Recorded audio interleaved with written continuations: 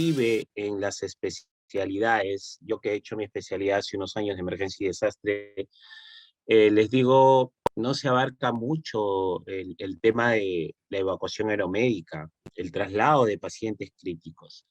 Si bien es cierto, ustedes pueden ver en la red, existen una serie de cursos que se imparten, que se dictan. Yo no les voy a hablar específicamente de la empresa, ni inclusive de las líneas que se encargan de hacer el traslado de los pacientes críticos. Pero sí, puntualmente, de una empresa a la cual yo he elaborado casi unos 9 años, he tenido la oportunidad, creo hasta la fecha, de repente me equivoco, tengo más de 800 vuelos de traslado de pacientes críticos, tanto nacionales como internacionales. Tuve la oportunidad en ese proceso de entender el mecanismo de acreditación, ¿no? Porque, como les vuelvo a repetir, eh, en realidad, en la evacuación aeromédica, hacia la parte asistencial, en realidad, no es mucho lo que se tiene que aprender, valgan verdades. ¿Por qué? Porque el llevar a un profesional que está habituado a trabajar en un ambiente de estrés, como emergencia, en cualquier hospital, es simplemente adquirir ciertas destrezas, ¿no? En las cuales fallamos, porque hay que tener en claro que cuando uno traslada a un paciente en una aeronave, no van a haber preguntas, porque estamos solos, siempre está un médico, un enfermero y un coordinador, y el hecho es que ni siquiera tenemos opción a poder, de repente, que un colega nos pueda apoyar a realizar ciertos procedimientos. Entonces es por eso que nosotros, en cuanto a las técnicas, porque, como les vuelvo a repetir, hay que solucionar. Hay que recordar que vamos a ir a un lugar a recoger un paciente que probablemente sea crítico o probablemente esté siendo manejado, pero igual viene siendo un paciente que necesita, ¿no?, una ayuda especializada. Y no siempre la ayuda especializada tiene que ver con el profesional, sino también, valgan verdades, con el equipamiento que se tiene en provincia, ¿no? Entonces, yo siempre he dicho, existe la calidad, existe el profesional en provincia que tiene toda la capacidad de manejarlo, pero si no se cuenta con los equipos y los insumos, empiezan los problemas. Una de las partes que mucha gente no entiende en los cursos de evacuación aeromédica y que no la incluyen es la parte de la certificación de la aeronave. Porque es que las aeronaves se tienen que certificar, hay una norma técnica que lo dice, el ente rector acá en el Perú es la DGAC, la Dirección General de Aviación Civil, y eso obviamente el que norma, ¿no? Eh, cómo acreditar el avión ambulancia, ¿no? Entonces, lo que se hace y lo que ustedes de repente pueden ver es que vuelan varias empresas, valgan verdades, y lo que termina sucediendo es que equipan la aeronave con los equipos de una ambulancia terrestre. Y es que porque no tienen el conocimiento de saber de que esta certificación pasa por un proceso del equipamiento, ¿no? Entonces, por ahí me van a decir, por ejemplo, ¿qué tan importante es el equipamiento? Por ejemplo, un ventilador mecánico, ¿no? Los ventiladores mecánicos, si bien es cierto, tienen una serie de particularidades, son versátiles y todo, pero alguien alguna vez preguntó si estos ventiladores, o por ejemplo un monitor desfibrilador, está preparado para poder someterse a vibraciones, a presurizaciones, a movimiento, y es que es más, en la norma técnica o en las normas dice que, es que el equipo tiene que ser certificado como tal antes de eso, cosa que no sucede. Y se los digo porque lo conozco de bastante cerca. Entonces, por ejemplo, ¿no? Un ventilador mecánico, vamos a poner un precio X, podría costar un monto de $10.000, ¿no? Sin embargo, cuando tiene que cumplir las especificaciones aeronáuticas, y es que si el equipo debe estar preparado, como le vuelvo a repetir, para ser sometido a vibraciones, a cambios de presiones, a cambios de temperatura, este tiene un costo mayor porque es que obviamente a la hora que uno hace la compra, se va a dar cuenta de que lo pides, ¿no? Para criterios aeronáuticos, ¿no? Entonces, probablemente este mismo ventilador mecánico duplique su precio. Entonces, ¿eso qué incluye? Incluye varias cosas que aparentemente no son importantes. El hecho de subirse con un ventilador mecánico certificado.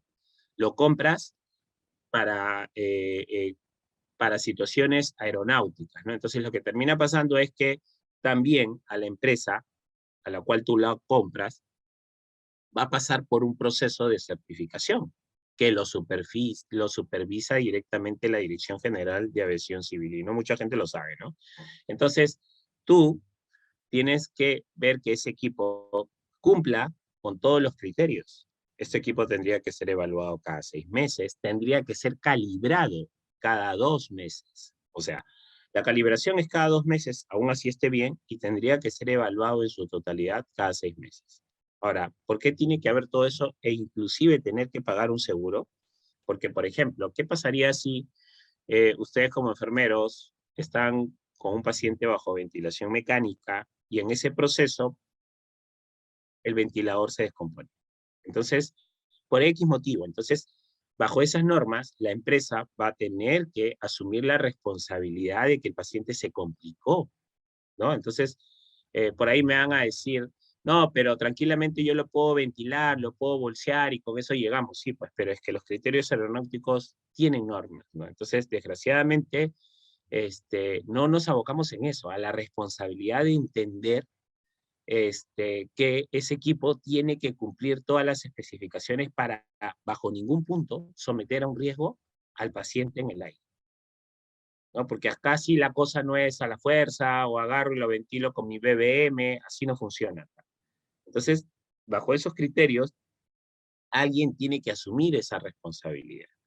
Ahora, por ahí alguien me va a decir, licenciado, pero tranquilamente podríamos llevar otro ventilador, porque si es que por ahí falla, tenemos otra opción. Tampoco se puede, porque hoy día nos vamos a dar cuenta que hay criterios inclusive sobre el peso balance de la aeronave, ¿no? La aeronave tiene un performance, vuela bajo ciertos criterios, y bajo esos criterios hay que entender de que no se puede aumentar el peso de la aeronave, porque es que eso puede complicar. Entonces, todo está bajo una situación que podría complicar otra. Entonces, es muy importante que, yo siempre he dicho, los cursos de evacuación aeromédica se direccionen a enseñarle al profesional de salud a lo que realmente debería ser. Ahora, acá en el Perú, la verdad es que mucha gente vuela, tuvo la oportunidad de hacerlo, pero no se sabía el riesgo legal que se está sometiendo, ¿no? Entonces, yo siempre he dicho, un enfermero con un diplomado, con una especialidad, tiene toda la capacidad de irse a cualquier país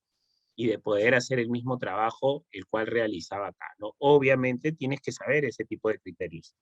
Entonces, para que sepan, y no es con una condición de hacer de repente propaganda, pero para que sepan, la única empresa que tiene más de 6 aviones certificados acá en el Perú es AXA. ¿No? No hay otra. Las demás, existen otras empresas, yo no voy a hablar de nombres, pero que finalmente cumplen algunos criterios de emergencia para hacer traslados, y lo que se hace es se suben los equipos a la aeronave y los aviones vuelan. Entonces, vamos a ir avanzando para que vean cuáles son las diferencias. ¿Qué es la evacuación aeromédica? ¿No? Obviamente es el hecho de trasladar a un paciente crítico en circunstancias, vamos a decirlo así, anormales, ¿sí? Por ejemplo, si yo me encuentro en una situación terrestre, si traslado a un paciente en una ambulancia, lo que termino haciendo es trasladar, vamos a poner como ejemplo un paciente anormal, ¿sí? Vamos a decirle anormal porque es un paciente enfermo, en situaciones o en condiciones normales, ¿no? Terrestres. Sin embargo, si yo evacúo un paciente en anormales porque está enfermo, en condiciones atmosféricas anormales, la situación se complica, ¿no? Entonces, el riesgo es el doble. Ahora, varias cosas importantes hacia ese punto, ¿no? No podemos pretender meter a un paciente en una burbuja y pensar que no va a pasar nada. O sea, el paciente se va a complicar.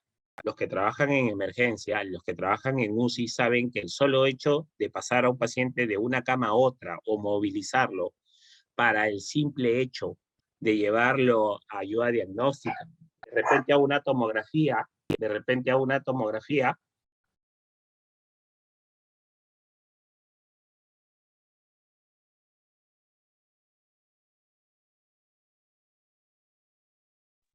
implica descompensar al paciente, ¿no? Entonces, imagínense el hecho de ir a provincia, pasarlo a tu ventilador mecánico, luego de eso pasarlo a la camilla, subirlo a la ambulancia terrestre, llevarlo al aeropuerto, subirlo a un avión y después del avión llegar a Calima y trasladarlo por tierra. Todo ese proceso implica que el paciente se descompense.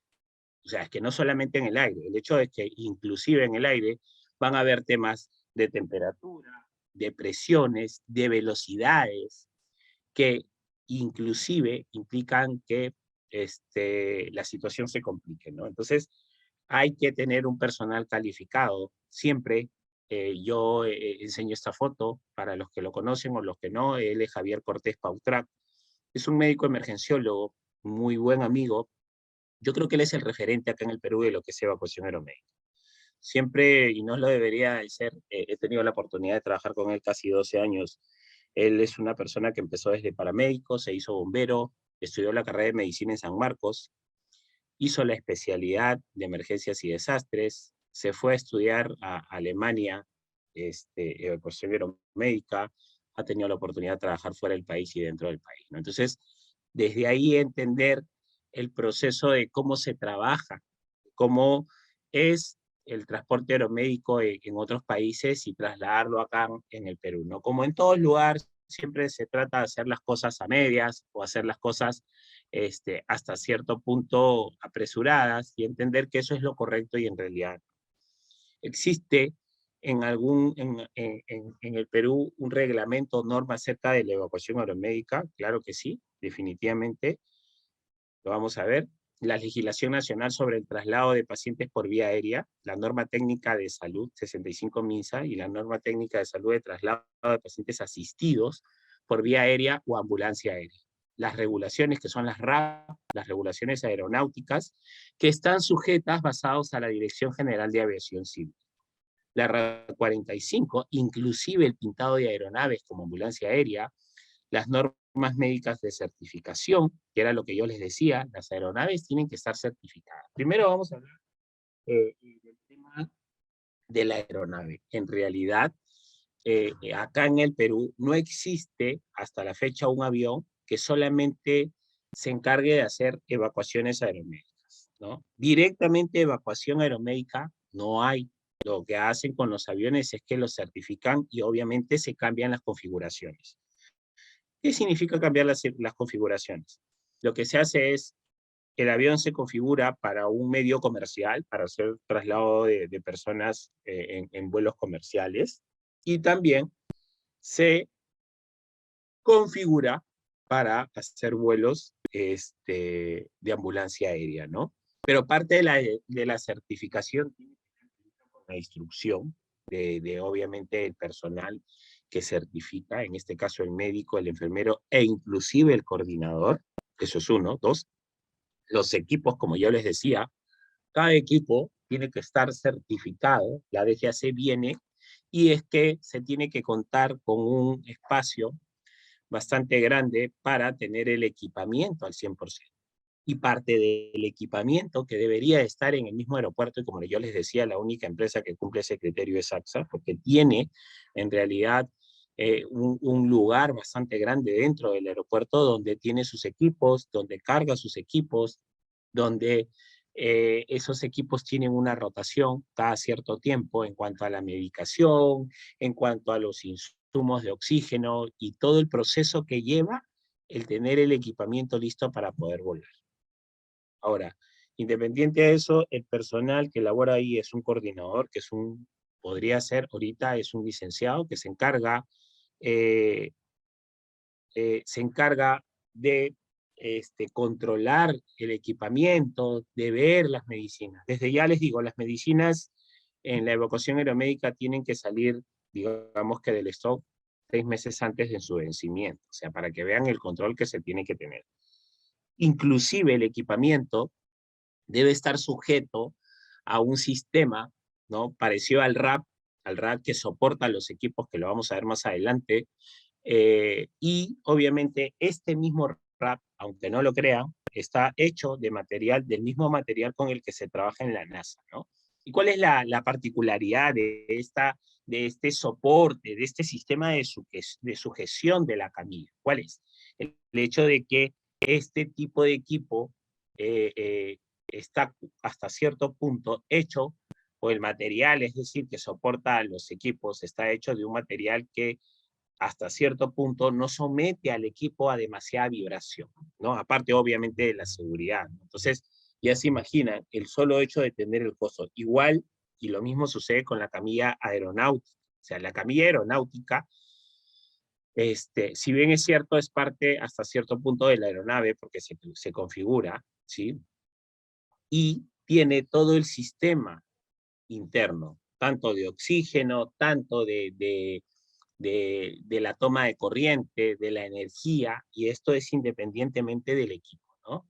Y digo esto porque normalmente las aeronaves que vuelan ahora es agarrar simplemente en el asiento, juntan 400 y colocan una camilla encima de la ambulancia, ¿no? Y creen que eso es lo más correcto. Y como les vuelvo a repetir, así no funciona, ¿no? Entonces, por ahí alguien se va a preguntar y me va a decir, licenciado, pero yo escucho que un compañero siempre vuela, un colega, siempre veo en el Facebook y todo eso. Sí, claro, porque es que si bien es cierto hay una norma, hay alguien que lo supervisa, eh, echa la ley, también echa la trampa, porque también dice que en casos de emergencia se podrá dar facilidades, vamos a decirlo hasta cierto punto. Entonces, lo que termina pasando es que se envía un documento donde se expone el criterio de la emergencia, ¿sí?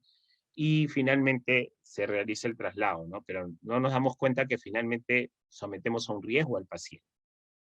Ahora, parte de la certificación de la aeronave es que si la aeronave certifica con los equipos A, vamos a decirlo así, esa aeronave siempre tiene que volar con los equipos A. Y esos equipos, en general, que podría ser ventilador mecánico, que podría ser monitor desfibrilador, bomba infusora, aspirador de secreciones, y todos los equipos que cuenta una ambulancia aérea deberían ser exclusivamente, ¿sí?, para la ambulancia aérea, ¿no? O sea, es que no podrían ir en la ambulancia terrestre, no podrían utilizarse en otro tipo de aeronave. Entonces, ahí está el tema, ¿no? Yo, como les decía, tuve la oportunidad de certificar casi 7 aviones diferentes, entre Viper, Cheyenne, Beechcraft, Jet y Alouette también. Entonces, en este tipo de aeronaves y en esta supervisión empezaba de cero. Primero se mandaba la relación del equipamiento, de las medicinas, se venía a supervisar, venían los de la DGAC con un médico y un licenciado que son de la DGAC, y supervisaban el equipo, inclusive el uniforme y el lugar donde se guardaban estos equipos y se cargaban los equipos, ¿no? Entonces, normalmente las ambulancias aéreas podrían salir de madrugada, a cualquier hora, y ellos supervisaban que todo esto esté en el aeropuerto. Y están dentro, inclusive, donde están las aeronaves, ¿no? Después de eso, y después de ese proceso, ellos ya subían a la aeronave y veían la configuración, como yo les decía, de avión-ambulancia, y después del proceso nos sometían a vuelos, eh, poniéndonos casos, ¿no? Donde sí nos enseñaban, nos pedían que hagamos ciertos procedimientos, y había inclusive un muñeco para poder, o para que ellos nos puedan evaluar, ¿no? En cuanto a los procedimientos, por ejemplo, que en realidad para ustedes que trabajan en emergencias son sencillos, como de repente canalizar una vía periférica, aspirar secreciones, utilizar los equipos. Se tiene que contar con todos los cursos, ¿no? Por lo menos con un RCP avanzado y con un curso de trauma, como el PHTLS, ¿no? Entonces, y te ponían casos y te iban viendo cómo te desenvuelves, pues, ¿no? Entonces, en ese proceso, después de eso, ellos certificaban a la ambulancia aérea como tal, ¿no? Dentro de esas regulaciones aeronáuticas también está el proceso de la evacuación aeromédica y los equipos requeridos, cosa que normalmente, como les vuelvo a repetir, no se les enseña cuando uno va a hacer un curso de evacuación aeromédica. Entonces, en los cursos que se imparten siempre veo yo que se les enseña a aspirar, a manejar, a bajarlo al paciente del avión. Les cuento, el paciente no se debería de bajar del avión cargando.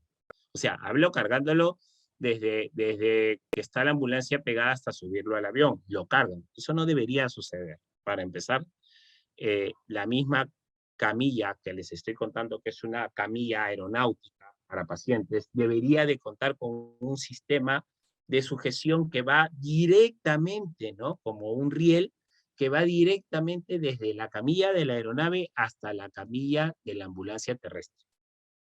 ¿Para qué? Para que el personal de salud no tenga que cargar al paciente. Ahora, por ahí me dirán, pero ¿qué tan importante o qué tan difícil debería de ser cargar a un paciente desde la camilla de la ambulancia terrestre hasta la aeronave, ¿no? Es importante primero por la seguridad del paciente y segundo por la misma seguridad del personal profesional de la salud. Porque es que, ¿qué pasaría que en ese proceso alguien se lesione, tenga una lesión a nivel lumbar por tenerlo que cargar, ¿no? Suena exagerado, pero sí funciona de esa manera, porque no siempre vas a pensar que vas a ir a un lugar donde vas a tener gente que te ayude. Probablemente solamente va a estar el médico, el enfermero y el coordinador. Entonces, por eso es importante saber desde que paciente sube o baja, debe tener un sistema donde tenga que salir directamente, ¿no? Por un soporte que se acopla a la camilla aeronáutica y va hasta la parte baja de la camilla terrestre y el paciente va bajando con cuidado, ¿no? Entonces, no muchos lo conocen, no muchos saben eso y se entrenan creyendo que hay que ser más fuerte, hay que alzar en bloque. Eso no debe suceder en la parte aeronáutica. Y eso está en parte de la certificación que norma la DGAC.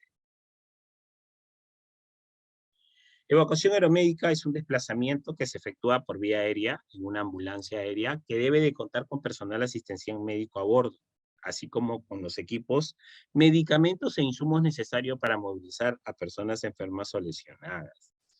Transporte aeromédico. El transporte de paciente en un vehículo que no está certificado como ambulancia aérea y que debe realizarse en casos debidamente justificados. Era lo que yo le decía, ¿no? Echa la ley, echa la trampa, ¿no? Entonces, miren este tipo de paciente que era uno de los inicios de la evacuación aeromédica, que es lo que hasta ahora se termina haciendo, ¿no? Abrir 2 asientos y colocar una camilla de la ambulancia encima de la aeronave. Esto no cumple ningún estándar, ningún criterio. Ponen el ventilador encima, la bomba infusora encima, y finalmente lo que logramos es que el paciente se ponga en riesgo, ¿no? Porque en cualquier momento se puede soltar el ventilador y una serie de cosas que pueden pasar, ¿no? Entonces, todo ese tipo de cosas deberían ir cambiando con el tiempo y debería entenderse de que los cursos deberían ir direccionados a darle una mejor condición al paciente. Existe obviamente el traslado primario y el traslado secundario. En cuanto hay que entenderlo primero, ¿no? Casi siempre cuando uno va a traer un paciente de provincia, es porque obviamente el paciente se está complicando o porque el personal no cuenta con el equipamiento adecuado para poder manejar a ese paciente. Entonces, nosotros tenemos que tener el equipo adecuado y los insumos de acuerdo a la información que nos dan sobre el paciente, ¿no? Porque existe mucha posibilidad de tener que cambiar la terapéutica que tiene el paciente en unos inicios. Por ejemplo, ¿a qué hablo de cambiar la terapéutica? ¿Qué sucede?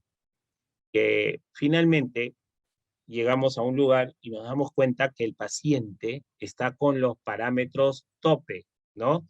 En cuanto al PIB de la ventilación mecánica, en cuanto a la pseudoanalgesia.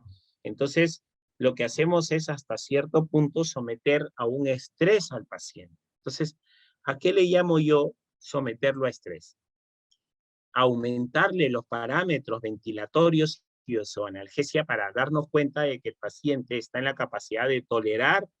Entonces, por ahí me dirás, o sea, ¿tú le vas a aumentar por si acaso? Sí, claro, porque hay que entender que en el aire existe mucha posibilidad de que el paciente se descompense. Si es que eso termina sucediendo, voy a tener que aumentar los valores. Entonces, precaviendo eso, lo que termino haciendo es, llego, aumento los parámetros de sedación, de repente aumento el volumen, de repente cedo un poco más al paciente, aumento los parámetros ventilatorios y me doy cuenta de que sí, si es que en algún momento el paciente se descompensa, el paciente sí está en capacidad de tolerar, ¿no? Entonces, para eso se llama, hay que someter al paciente a un estrés. Eso es lo primero. Lo segundo es la pregunta. Cuando nosotros nos encontramos en Lima y recibimos la información de lo que el paciente tiene, nos vamos preparando en cuanto al equipamiento, porque también les hablé que hay algo importante sobre peso y balance. O sea, no es que yo tenga que cargarme a a todas las medicinas, por si acaso, o todos los equipos, porque eso me va a representar un problema. Entonces tengo que ver las condiciones que tiene y hacerme hasta cierto punto un parámetro de todo lo que voy a necesitar.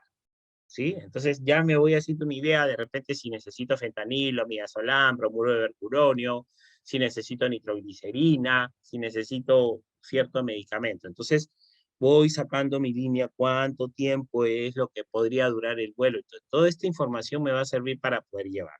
Ahora, existe, les vuelvo a repetir, mucha posibilidad de cambiarle la terapéutica al paciente, porque de repente no está funcionando con ese medicamento y existe la posibilidad de tener que levantar al paciente allá, mejorar la calidad de atención del paciente en cuanto a la medicación y obviamente poder trasladarlo, ¿no? Entonces, eso me va a ayudar a tener un mejor manejo para cuando esté en la aeronave con mi paciente. Siempre he dicho, hay que hacer una nueva evaluación, hay que realizar los procedimientos correctamente, porque recuerden que existe la posibilidad de que, por ejemplo, allá te digan, no, pero se le ha canalizado con un catéter pequeño porque no se le encuentra. Y es que ese catéter te podría dar problemas, entonces hay que ver la opción de canalizar otra vía, de buscar opciones como, por ejemplo, colocar una sonda nasogástrica, colocar una sonda vesical, ¿no? Entonces tratar de mejorar la calidad del paciente para poder prepararlo y trasladarlo. Hay que recordar que los movimientos, o en realidad los procedimientos, vamos a decirlo de esa manera, que se hacen con el paciente, eh, se hacen antes del vuelo. O sea, se maneja en tierra, se compensa al paciente en tierra y finalmente se procede a realizar menos procedimientos durante el vuelo, ¿no? Sobre la evacuación aeromédica de la clasificación emergencia, son los casos en los cuales el paciente tiene que ser trasladado de inmediato con una finalidad de preservar la vida y evitar secuelas invalidantes. Hasta ahí hay que entender que cuando uno trae a un paciente de provincia en una evacuación aeromédica, ¿sí? Si bien es cierto es una emergencia, lo que sí se tiene que tener en claro es que tiene que haber una coordinación, ¿no? Entonces, tiene que haber un médico receptor, hay que coordinar la recepción del paciente acá en Lima, porque no se puede pretender traer un paciente de provincia y decir que el paciente va a entrar al hospital por ley de emergencia. Eso no va a pasar, ¿no? Porque ningún médico te va a recibir, más aún el paciente esté crítico, ¿no? Entonces, no es como cuando uno trae a un paciente por vía terrestre, lo lleva de un lugar a otro y dice, no, pero es que el paciente es crítico y si no me lo quieres recibir, tú te vas a ganar problemas. No, así no funciona acá.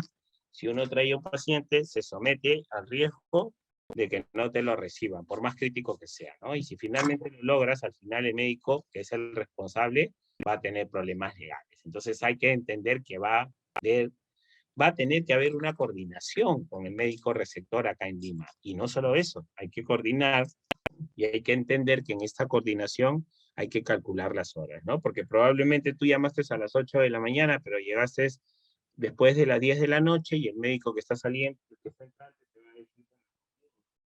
Entonces es muy importante el hacer las coordinaciones exactas.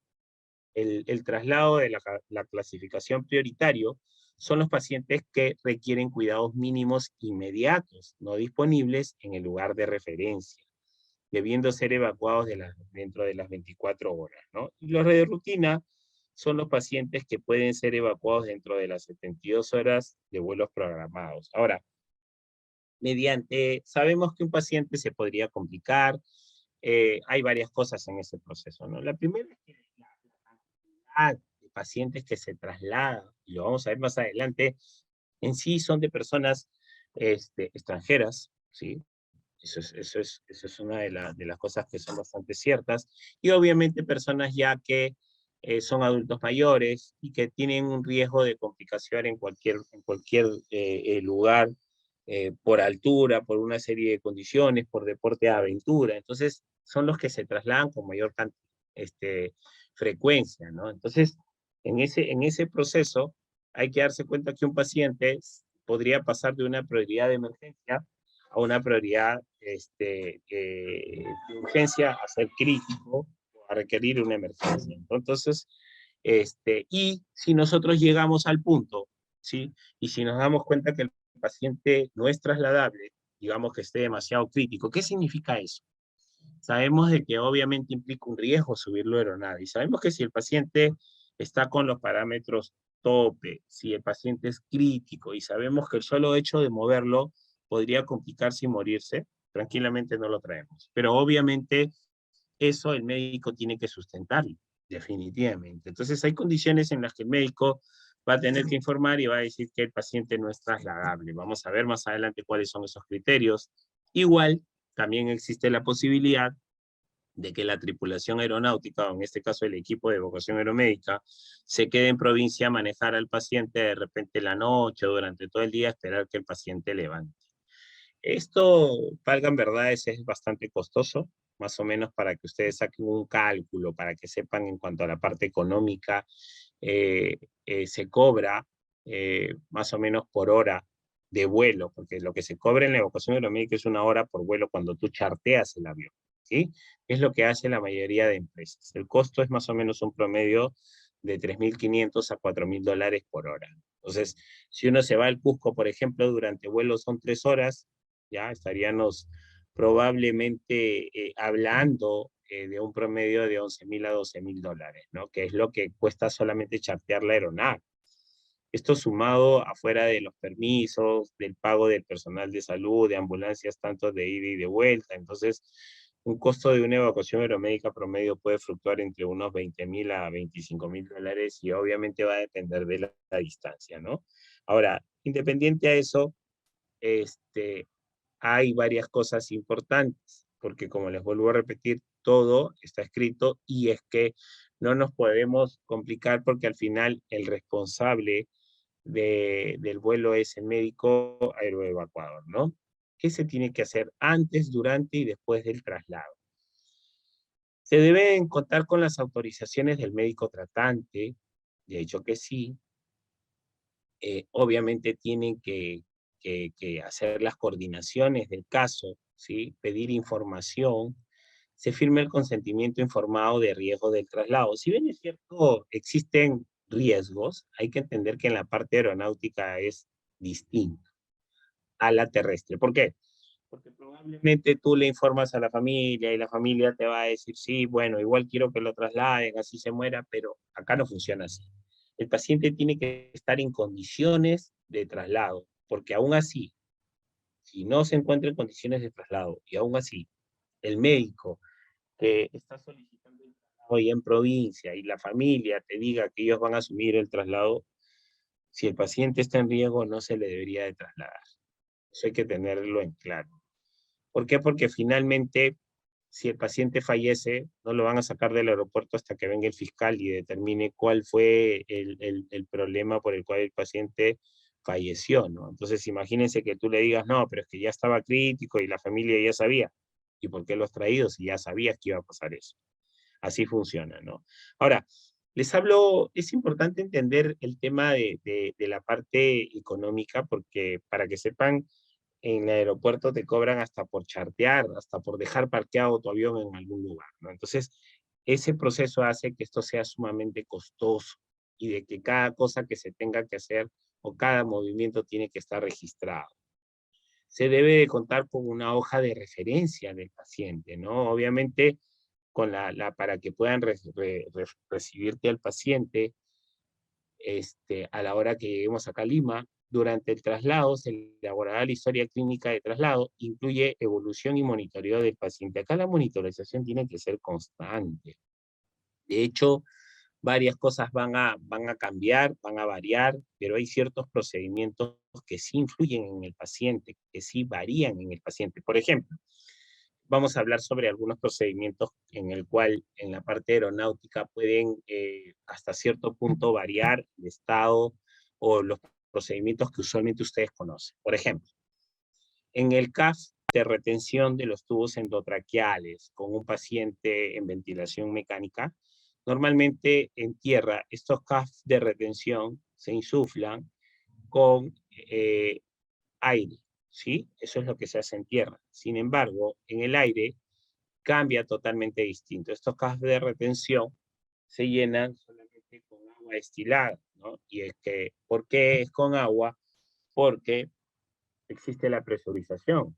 Y por la presurización, aún así el avión sea presurizado, que es el que le da la presión, existe la posibilidad de que haya expansión de gases. Entonces, si solamente fuera aire, se puede expandir y finalmente eso no va a ejercer su función para poder ejercer la retención de este tubo endotraqueal.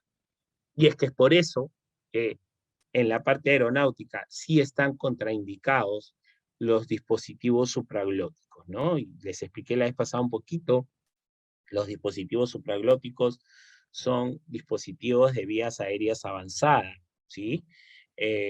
Parecidos al tubo endotraqueal, vamos a decirlo así, pero que no necesitas mucho entrenamiento, que no necesitas una guía, que no necesitas un laringoscopio para poder entubar, y por ende, obviamente va a ser fácil, ¿no?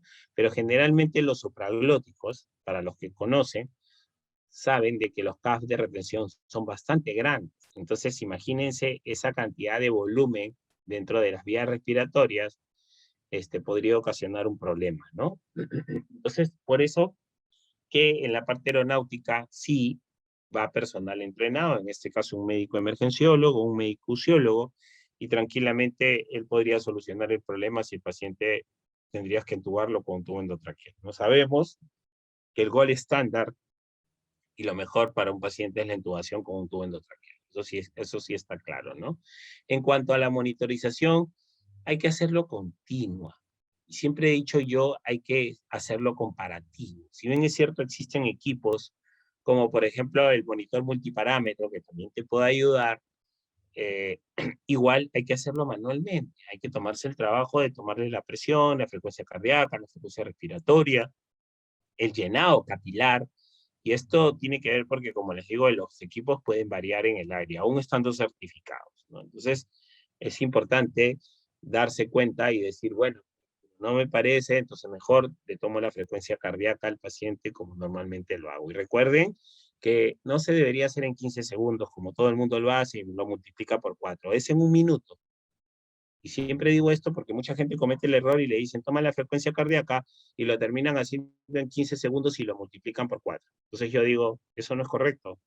Y no porque te estés ahorrando el tiempo o porque vas a demorar más, sino porque hasta cierto punto existen ritmos distintos. El paciente puede estar con una taquiarritmia, con una bradicardia, una taquicardia, una taquiarritmia. Entonces, finalmente este ritmo puede ser variable después de los 15 segundos. Entonces, podría ser mayor, podría ser menor, yo no lo sé, pero no me da un dato exacto y por eso se tiene que hacer en un minuto. Hay que tener, se debe de coordinar previo al inicio del traslado con el establecimiento de destino y la recepción del paciente, era lo que yo les decía, pero es que estas coordinaciones no solamente tienen que ir direccionadas al doctor, por ejemplo. El doctor Martínez es el jefe de guardia ahorita, ¿no? Doctor Martínez, discúlpeme, quisiera por favor que me dé el nombre del médico entrante, usted coordinó con él, de repente le puedo dar una llamada, tiene que ser exacto, porque créanme que ya pasó que el médico te dice, no, pero yo estoy ahorita y el que está saliente no me dijo nada, ustedes vean, entonces es importante eso, saber calcular. ¿Por qué? Porque en la evacuación aeromédica todo puede demorar, por condiciones inclusive atmosféricas, por condiciones de repente de tiempo, de temperatura. Les doy un ejemplo, uno puede ir, por ejemplo, al Cusco, ¿no? Ingresas al Cusco y de repente cuando estás en el Cusco te das cuenta, y por eso se coordina con el piloto, cuando ya estés con el paciente evaluándolo, y te das cuenta, le llamas al piloto y le dices, capitán, soy el licenciado Julio Ramos, nos encontramos con el paciente está en condiciones de traslado, lo podemos llevar a la aeronave y el piloto te dice probablemente no, porque las condiciones en cuanto al clima han variado, así que no lo traigas. Yo te voy a avisar para cuando el clima mejore. Entonces, por ahí me vas a decir, no, pero es que yo no sé en cuánto tiempo va a mejorar. No, sí, porque es que ellos van evaluando eso, ¿no? Tienen equipos que evalúan y probablemente podrían calcular que más o menos en una media hora o de repente una hora las condiciones climatológicas podrían variar y es que estás en condiciones de llevar a tu paciente. Pero es que todo eso retrasa el tiempo del traslado del paciente. Entonces las coordinaciones tienen que ir constante para evitar problemas, ¿no? Una copia de la historia clínica para el traslado debe ser entregado al momento de ser recibido el paciente. El médico que recibe debe firmar la recepción. Ese es el momento en cual ya hasta cierto punto el médico receptor se hace cargo del paciente. Ahora, hay que tener en cuenta que hay condiciones que pueden hacer que inclusive aún teniendo el documento firmado, no puedes recoger tus equipos. ¿Por qué? Porque probablemente el médico te diga, bueno, yo te lo voy a recibir, pero no tengo ventilador mecánico. Entonces, lo dejas acá o esperas que venga un ventilador. Entonces tú vas a decir, no, pero doctor, estaba coordinado. Sí, claro, pero llegó otro paciente que lo necesitaba y que era crítico. Así que vamos a tener que esperar, vamos a esperar de piso, hay un paciente que ya lo van a destetar. Entonces, todo eso es importante porque finalmente no te puedes llevar el equipo, ¿no? Y no solamente por eso, inclusive por el mismo hecho de decir, no hay una camilla en el hospital, y te van a decir, bueno, ya, déjalo, pero si no hay camilla vas a tener que dejar tu camilla en la ambulancia hasta que exista la disponibilidad. Entonces, todas esas cosas pueden retrasar el vuelo. Tipos de misiones.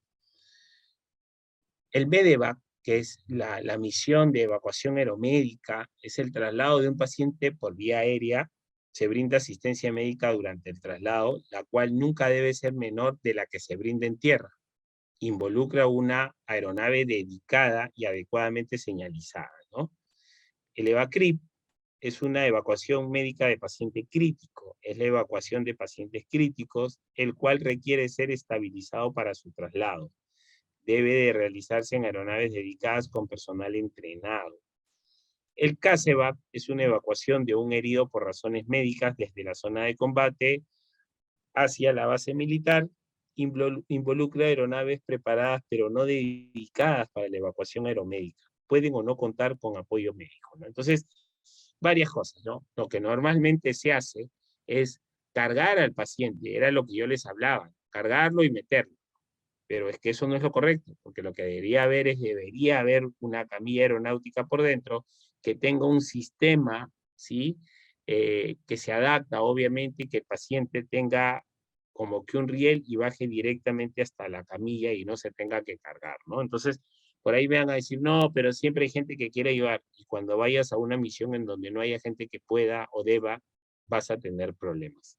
He tenido oportunidad de ir a varios países y en ese proceso no es que no quieran ayudar en otros países, pero lo que sí termina sucediendo es que saben de que hay un tema de contaminación, hay un tema de bioseguridad, y finalmente ellos no te van a ayudar a movilizar a tu paciente. Entonces, uno debería de tener este tipo de sistema para que el paciente baje directamente de la aeronave hacia la camilla donde va a estar la aeronave, ¿no? Otra de las cosas es que no siempre vas a ir a trasladar a un paciente que está manejado. Acá les cuento, existen campamentos mineros como Chagual, como Pías, ¿sí? Que se encuentran en zona de montaña, en la zona sierra, en la parte sierra de Cajamarca, y son lugares, lo pueden buscar en el YouTube, que son de difícil acceso, ¿no? Entonces muchas veces las aeronaves van a este tipo de campamentos y ingresan y solamente tienen una oportunidad de ingresar y solo tienen minutos para estar en tierra, ¿no? Entonces muchas veces el piloto te dice, ¿sabes qué? Tenemos 5 minutos y estamos en el aire. Entonces, en esos 5 minutos, hasta cierto punto, tienes que estabilizar a tu paciente, porque son campamentos pequeños, y ya te están esperando con el paciente listo para subir. Entonces, hay que ir manejando, preparando el equipo que vas a necesitar, porque probablemente solamente tengas minutos para estar en el aire con tu paciente. Entonces, el entrenamiento definitivamente tiene que ir constante. La etapa de la evacuación aeromédica. Acá vemos a un equipo completo, ¿no? Normalmente el equipo de la aeronave es un piloto y un copiloto, que son dos, personal médico, el enfermero y el coordinador, ¿sí? Hasta ahí hay algo que se llama briefing, ¿sí?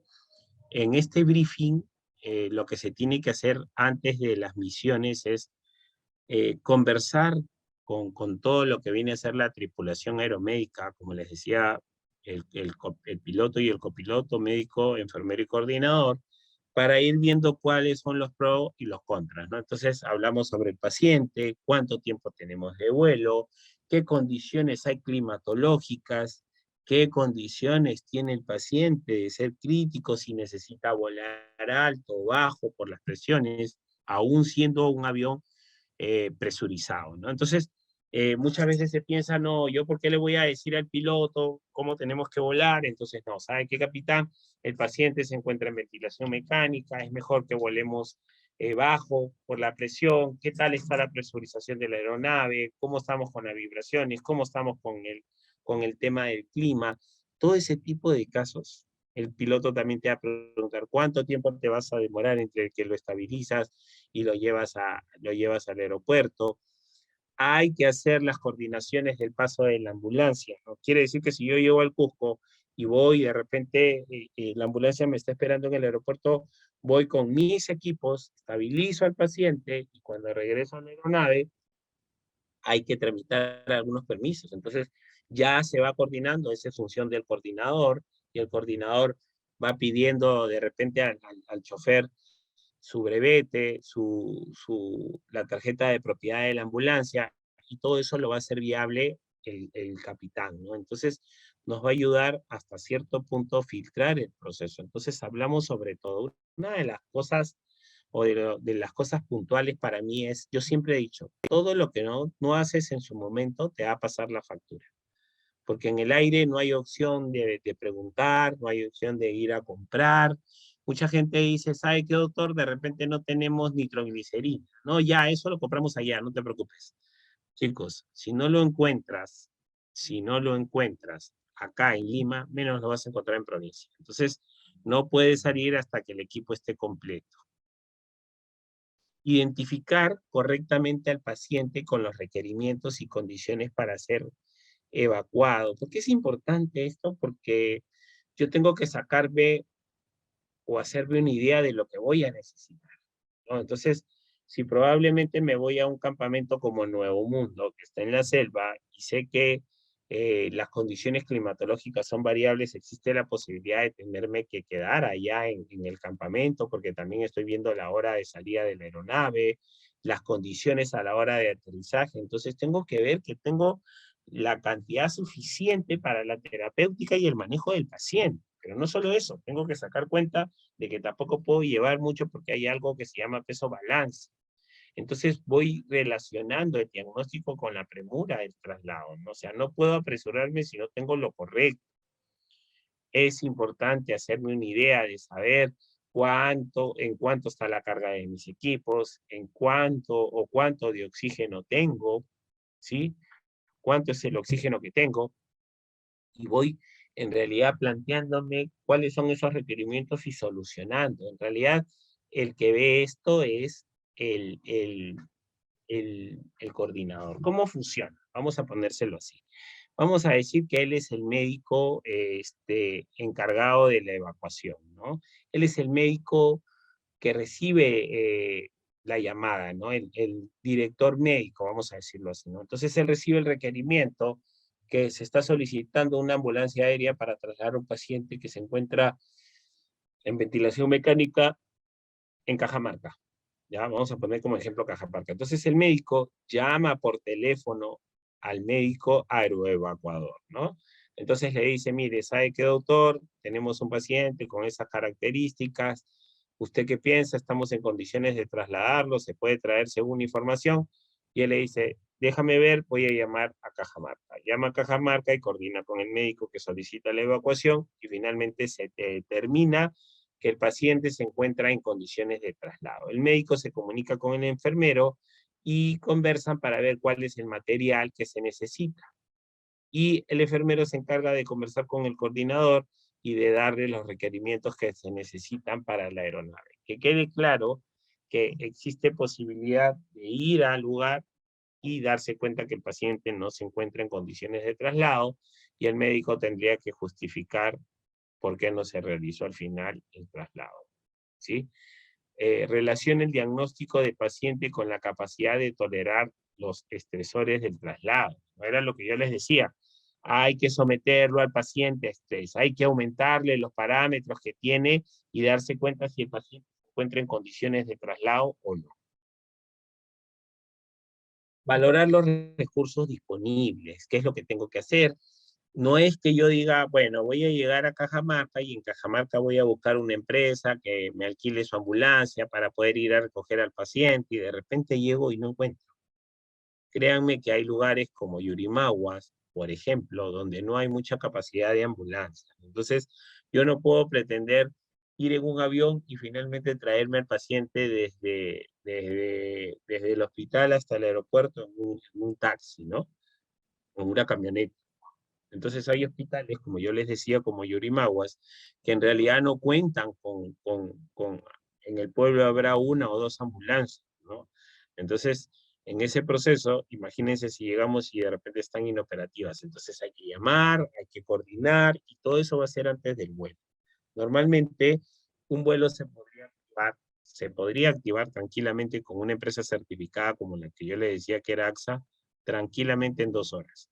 Pero ¿qué significa esto? Que una vez que se da la alerta, el coordinador ya está equipando la aeronave. Y nosotros tenemos ese tiempo para llegar al aeropuerto e ingresar, ¿no? En este caso el médico y el enfermero, porque como les decía, tenemos ese tiempo porque ya el coordinador ya está preparado para equipar la aeronave, ¿sí? Igual ver las posibilidades de que aún así no se someta a un riesgo al paciente, ¿no? De que si el traslado es en helicóptero, si el traslado es por vía marítima, entonces hay que hacerme una idea de todo lo que va a ir pasando durante el trayecto, de todo lo que podría controlarse. Ahora, por ejemplo, ¿por qué digo esto? Les voy a dar un ejemplo mucho más difícil, ¿no? Cuando uno tiene que trasladar, por ejemplo, de Juliaca, ¿no? Normalmente el tiempo de vuelo es 2 horas y media, si no me equivoco, a veces un poco menos, vamos a poner 2 horas y media. Entonces, voy a volar de Lima a Juliaca, y de Juliaca todavía tengo que ir por vía terrestre, por uno, que es en taxi o en la ambulancia. Una vez que yo esté con el paciente, una vez que estabilice a mi paciente, tengo que ver que tengo que irme de Puno al aeropuerto de Juliaca otra vez, que es 40 minutos, y de ahí salir de Puno a Lima, que son 2 horas y media más, y una vez llegando a Lima, tener que venir con el tema del tráfico, que ustedes ya saben que acá en Lima no lo respetan, y llegar hasta el centro hospitalario. Entonces, todo ese traslado probablemente demandaría de un promedio de unas 8 a 10 horas o hasta un poco más en su totalidad. Entonces, por ahí me van a decir, pero ¿por qué todo esto es importante? Porque sí, porque puede demorar más, porque los pilotos, ¿sí? Tienen algo que se llama el duty time, ¿sí? Que habla sobre el tiempo máximo de vuelo. Ahora, los pilotos, que son los que sí los controla la DGAC con el tema del tiempo que pueden volar, ellos les controlan el tiempo desde que ingresan al aeropuerto, ¿no? Entonces, si ellos ingresan al aeropuerto a las 5 de la mañana, solamente podrían estar ahí hasta las 5 de la tarde.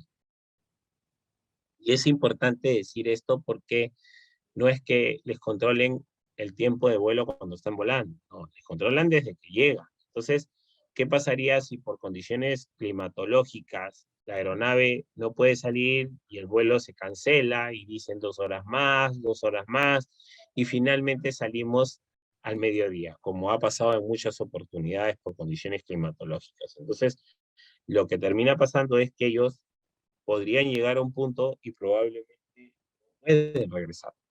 Y esto tiene que ver por el duty time que yo les cuento, ¿no?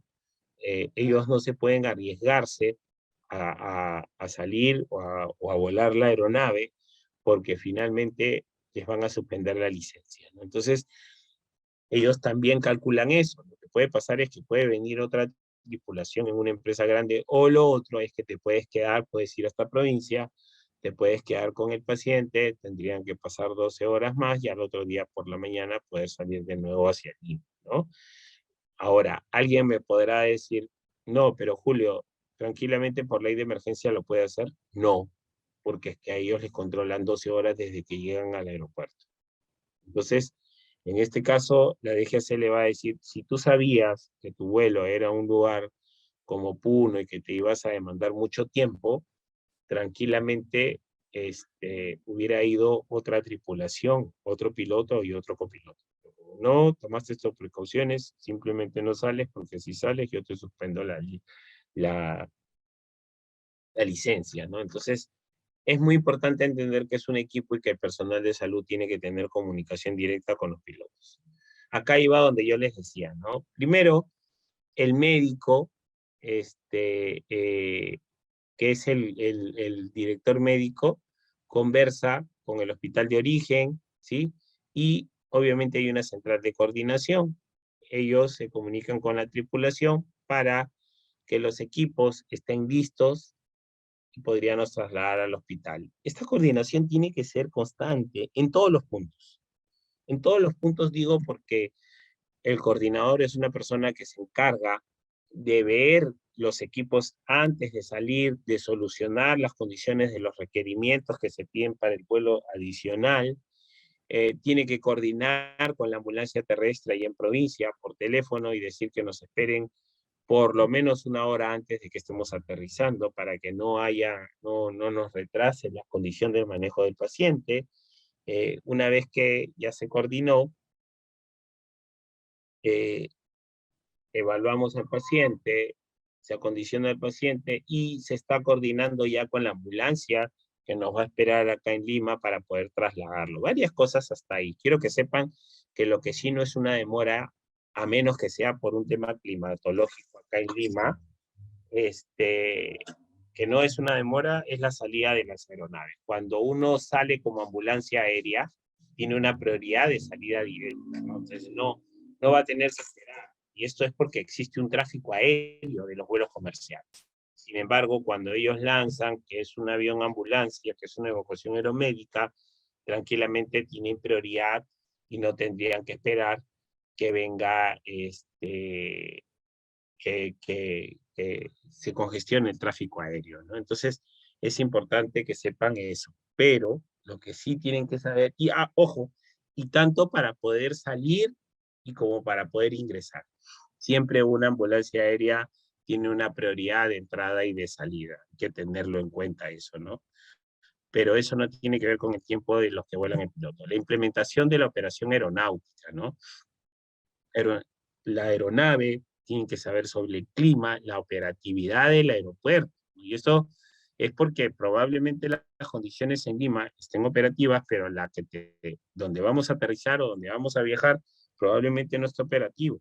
Y no esté operativo por condiciones climatológicas. Entonces, hay que darnos cuenta de eso. Hay que ver si la aeronave cumple con los requerimientos para poder salir. ¿Por qué es importante las aeronaves? Les hablé desde el principio de nombres como Piper, Cheyenne, que son los más comunes, los Beechcraft, los Jet.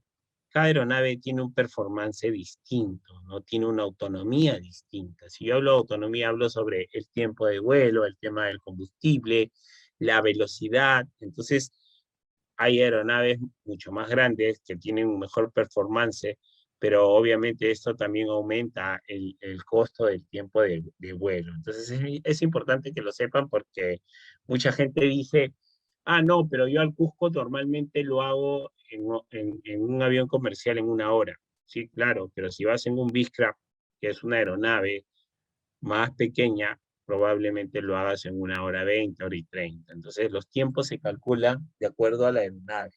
Sin embargo, si vas con un jet, con una aeronave bimotor mucho más veloz, con mejor performance, probablemente en 50 minutos, ¿no? Como un vuelo comercial.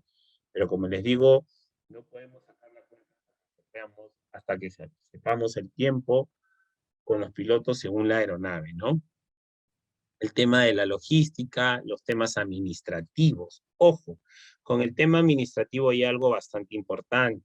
Las constancias o las exoneraciones de responsabilidad, en el caso de la evacuación aeromédica hay dos. Una, que es propiamente del personal médico, del personal asistencial, en este caso de los evacuadores, y la otra, que es propiamente de el piloto o de la aeronave directamente, ¿no? Entonces, siempre tiene que haber una exoneración directamente de la aeronave que se queda en la aeronave, ¿no? Entonces el piloto también tiene que tener conocimiento. Para que sepan, en los cursos de evacuación aeromédica están incluidos los enfermeros, los médicos coordinadores y también personal de pilotos.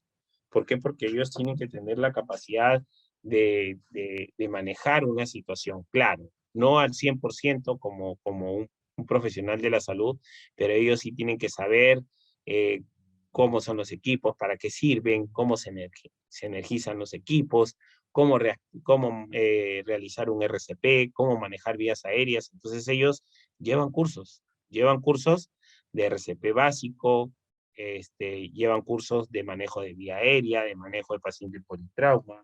Entonces, llevan un curso de primer respondedor y obviamente tienen la capacidad de equipamiento también, tienen la capacidad de manejar cualquier tipo de situación, ¿no? Y hablo de no manejar directamente al paciente, sino hasta cierto punto de ayudar en el mecanismo que se pueda. La coordinación del médico aeroevacuador, ¿no? Se tiene que hablar sobre el diagnóstico, el equipo de soporte necesario, el ventilador mecánico, la bomba infusora, el marcapaso, el ECMO, las sugerencias de preparación, detalles y requerimientos del especialista para el traslado, ¿no? Peso y talla. ¿Por qué es importante? Varias cosas, ¿no? Lo primero es que desde ya decirles que por más que te digan que el paciente está estable, probablemente eso no suceda, ¿no? Porque si no, entonces ¿para qué lo están evacuando, ¿no? Inclusive el solo hecho de estar en el Cusco y de tener relacionado de repente un mal de altura, decir que no pasa nada, el paciente está cambiando su patrón respiratorio, se está complicando y el solo hecho de sacarlo hacia Lima o sacarlo de esa altura va a hacer que el paciente empiece a mejorar. En cuanto a los equipos, conocer, hay un término, hablamos de un término de autonomía, ¿sí? La autonomía, y lo hemos visto en algún momento sobre el equipamiento, habla sobre el tiempo, ¿sí? El tiempo que el equipo funciona sin corriente directa, ¿no? Entonces, saber cuánto tiempo duran mis equipos, saber si es que el equipo en realidad tiene relación con lo que dice la ficha técnica. ¿Por qué? Porque probablemente te diga en el manual del equipo que, por ejemplo, la bomba infusora tiene una autonomía de 5 horas sin corriente directa, pero no hemos calculado, no conocemos al equipo tanto y no sabemos que de repente con 2 líneas, con las 2 líneas o los 2 viales de infusión, de repente ese tiempo se acorta y no es de 6 horas y de repente es de 4 o de repente de 3. Entonces, por eso es importante conocer el equipo y eso es parte de la certificación. Y digo esto porque agarras y te vas y te dicen, licenciado, ¿quieres hacer una evacuación? Ya, listo, anda nomás. Y ahí te presentan a los equipos cuando estás subiendo la aeronave. ¿Y qué va a pasar cuando te des cuenta que la bomba infusora no es como la tuya o de repente tiene una autonomía menor o de repente tiene una carga directa? Entonces, eso es importante, porque finalmente vas a tener complicaciones. Ahora, por ahí alguien me va a decir, no, pero tranquilamente podrías tú hacerlo manualmente. Y sí, claro, de que se puede, se puede. Yo no digo que no, pero al final está sometiendo un riesgo al paciente. Ahora, en las sugerencias de la preparación, si hay algo adicional, la DGAC te lo va a exigir y tienes que llevarlo. Por ejemplo, les cuento, si tú traes a una paciente gestante, ¿no? Que está en riesgo de dar a luz y se está complicando, entonces tendrías que llevar a un médico ginecólogo que se encargue de la paciente. Pero a su vez, existe la posibilidad de que la señora dé a luz durante el vuelo. Si es que eso termina sucediendo, hay que ver de que tienes que llevar adicional a un médico, ¿no? Pediatra o en este caso neonatólogo para que pueda recibir al bebé. Entonces, imagínense, ya no solamente va un médico, sino va otro que va a estar preparado para recibir al paciente. Ahora, hemos tenido la experiencia de inclusive una paciente gestante, pero a su vez la paciente estaba esperando 2 gemelos, ¿no? Entonces, tuvo que ir un médico neonatólogo, tuvieron que llevar 2 incubadoras, ¿no? Y obviamente equipo para las 2 incubadoras y para el manejo de parto de los 2 bebés. Entonces, para la atención del manejo de estos 2 neonatos, ¿no? Entonces, imagínense, hay que preparar, hay que ver que todo eso puede suceder. Tuvimos la suerte de que no llegó a pasar en el avión, no hubo mayor problema, pero para eso hay que prepararse, ver todas las condiciones que pueden suceder. Ahora, ¿por qué es importante el tema del peso y la talla? Porque recuerden que hay algo que se llama peso balance, yo les decía. Entonces, no es igual decir que la persona pesa de repente, no sé, 60, 70 kilos, a que pesa de repente 150, ¿no? Entonces, de repente es alto, generalmente los turistas son altos, muchos son obesos y tranquilamente llegan a los 150 kilos, ¿no? Entonces, estar preparado para ese tipo de condiciones. ¿Cuáles son las condiciones de alto riesgo para el traslado aéreo, ¿no? Cámaras orgánicas con gases atrapados que se expanden en altura, tubos traqueales no asegurados, ¿no? Particularmente si hay quemaduras de la vía aérea. Acá hay algo importante. Les decía que los tubos endotraqueales hay que asegurarlos con agua, pero hay médicos especialistas que van calculando y lo van haciendo con aire. Y obviamente ellos también tienen coordinación con el piloto y saben la presurización de la aeronave, porque es que, como les decía, hay aeronaves más versátiles que otras, y de hecho sí cumplen con los estándares y te dan la seguridad del caso. Entonces, he visto que muchos médicos especialistas optan por esa condición y terminan trasladando o asegurando, en este caso, el tubo endotraqueal o los CAF con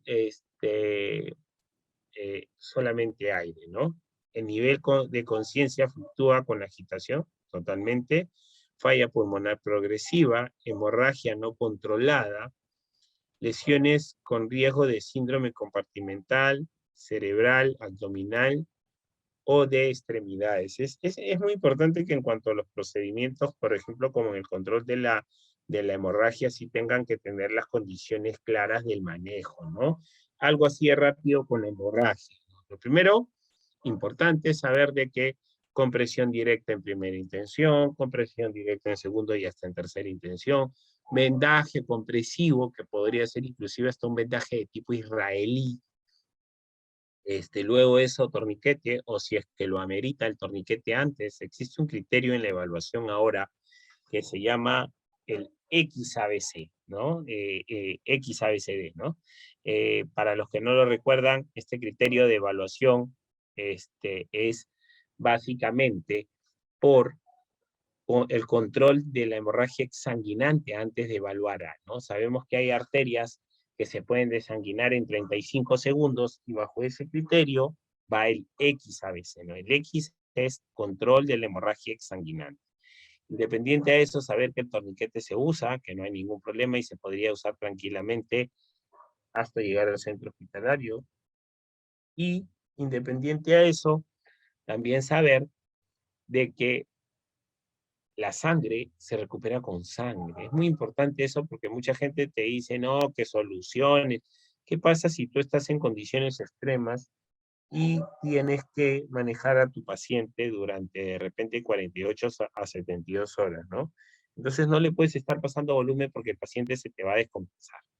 Recuerden que la sangre se recupera con sangre, porque la sangre también tiene una función, ¿no? Aporta sangre oxigenada hacia los tejidos, no es que solamente sea volumen, ¿no? Entonces, es importante tener en cuenta eso. Y lo mismo sucede con los procedimientos de la hemorragia. Por ejemplo, mucha gente hasta ahora no conoce lo que viene a ser el empaquetamiento. Es un procedimiento que en realidad empaquetas, sellas y de alguna u otra forma te puede dar el control de la hemorragia, ¿no? Es más, le decía en una de las clases que existe ya un consenso, ¿sí? Porque no es que yo lo diga, hasta ahora mucha gente dice, no, pero a mí me han dicho que el torniquete se desafloja 15 minutos, eso no pasa. El torniquete se coloca y desde que se coloca no se retira hasta el centro hospitalario. Les decía que hay un consenso que determina eso en Estados Unidos y que este consenso abarca casi en más de 80 países y se está haciendo un efecto multiplicador, ¿no? ¿De qué habla este consenso? Del control de las hemorragias exsanguinantes. Se han dado cuenta de que controlando una hemorragia se puede salvar mucha gente, más aún de trauma. El volumen de gas aumenta en un 30% a 6.000 pies. Entonces, miren qué tan importante es la altura con la presión que va a aumentar aún siendo presurizado. Contraindicaciones absolutas, obviamente paro cardiorrespiratorio, paciente contaminado o con una infección de fase aguda de contagio, ¿no? Entonces, hasta ahí hay cosas que están en el proceso de cambio, como por ejemplo con el COVID, es una fase aguda de contagio, sin embargo, se ha trasladado a pacientes COVID-19 y es porque la condición que se tiene, ¿no? Y con el tema del paro cardiorrespiratorio, y esto más decirles que acá sí tienen que saber manejar el paro como tiene que ser, ¿no?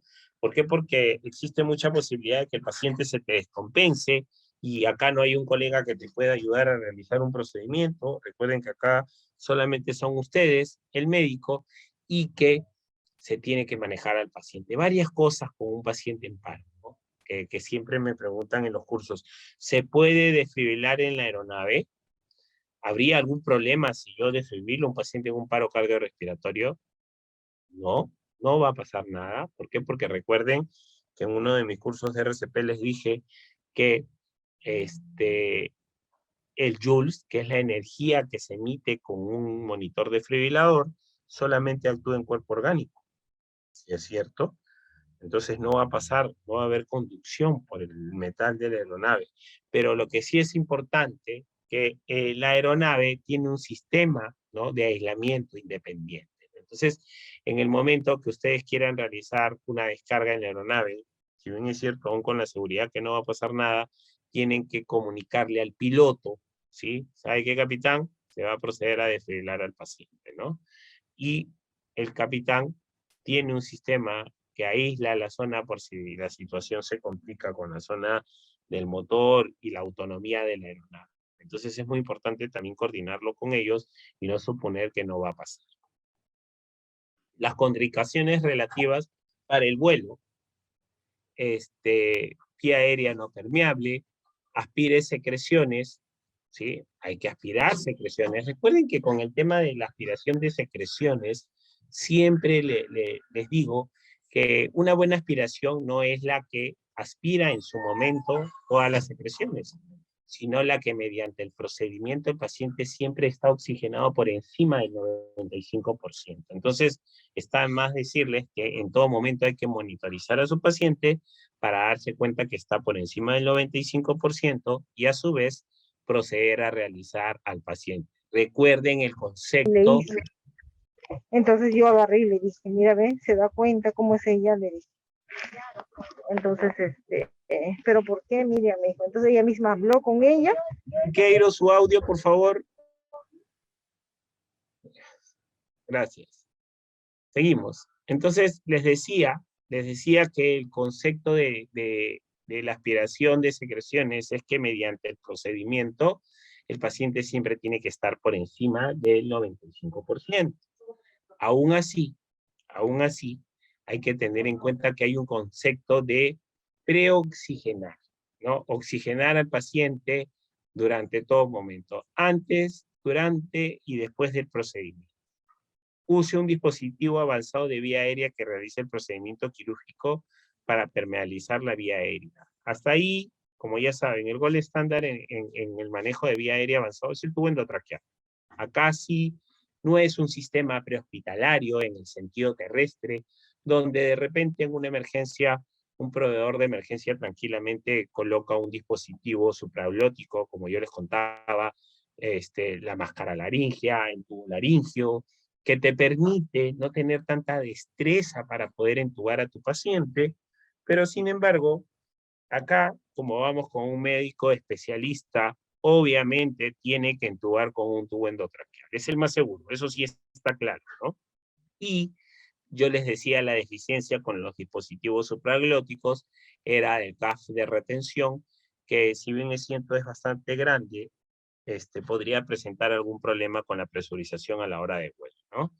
En cuanto a la insuficiencia respiratoria aguda o agudamente descompensada, brinde oxigenoterapia, inicie la ventilación mecánica, ¿no? En el sistema de la ventilación mecánica, como yo siempre he dicho, en muchos cursos te dicen, entuba al paciente, entuba al paciente.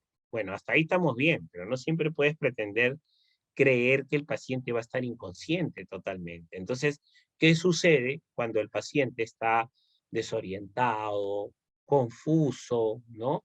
Reactivo, es un paciente que es combativo. Entonces, ¿qué termina sucediendo? ¿Se puede entubar? No lo vas a poder entubar, porque es que obviamente a nadie que podría estar hasta cierto punto descompensado le puedes introducir un tubo y podrías pretender que se va a dejar, ¿no? Porque va a terminar pasando que el paciente va a luchar, va a hiperventilar, se te va a descompensar. Entonces, empieza el criterio de la intubación, pero el criterio de la intubación, si bien es cierto en tierra es un procedimiento médico, en el aire también lo va a hacer, de hecho, pero el enfermero tiene que, yo siempre he dicho, ¿no? Tiene que hacer la parte gruesa de la intubación. ¿Y por qué digo la parte gruesa? Porque el enfermero tiene que preparar la sedación, ¿sí?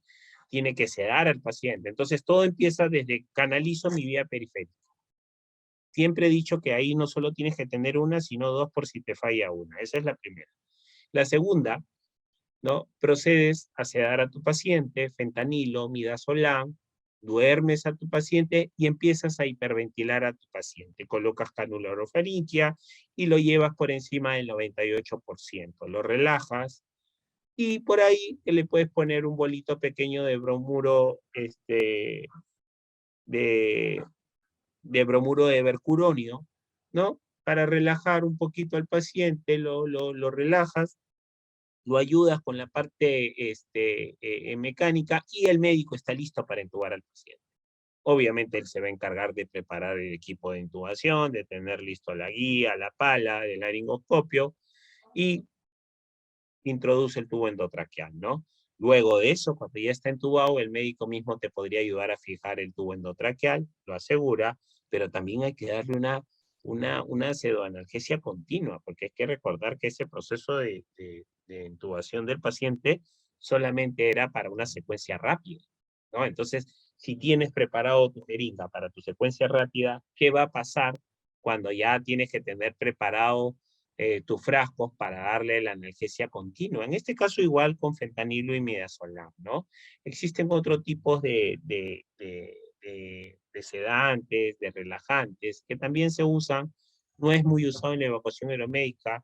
En Europa les cuento algo que se llama ketamina. El ketamín es impresionante para este tipo de pacientes, pero eh, eh, mucha gente hasta cierto punto tiene muchos parámetros en el uso o tiene mucho recelo porque en realidad deprime bastante el sistema respiratorio, entonces por ahí que te puedes complicar a la hora de utilizarlo porque podrías relajar tanto a tu paciente. Recuerden que lo están induciendo al coma, ¿no?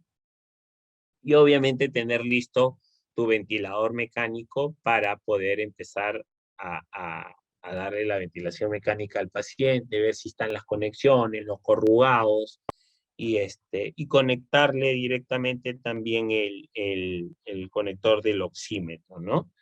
Independiente a eso, hay que entender de que un paciente aún sedado podría hasta cierto punto tener cierto reflejo con otros procedimientos que no son directamente con la vía aérea, ¿no?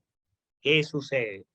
Les cuento, les decía que un paciente crítico siempre, adicional a la ventilación mecánica y a la sedación, debería asociarse una sonda nasogástrica, ¿sí? Claro que va a ayudar a eliminar los gases, eso es uno. Y dos, asociarlo con una sonda vesical, ¿sí? Y nos ha pasado que en ese proceso no hemos tenido que clampar las ondas para poder subirlo a la aeronave. Resulta que a veces por la premura y por el tiempo te olvidabas de desclampar la sonda vesical y el paciente empezaba hasta cierto punto a luchar con el ventilador, ¿no? Entonces, al principio no nos dábamos cuenta de lo que estaba sucediendo y se aumentaban los volúmenes de sedación y finalmente nos dimos cuenta que el paciente también hasta cierto punto, aún estando en estado de coma reaccionaba por este estímulo porque se estaba iniciando un globo vesical, ¿no? Entonces, por algo que aparentemente es sencillo, ¿no? Entonces, estos pequeños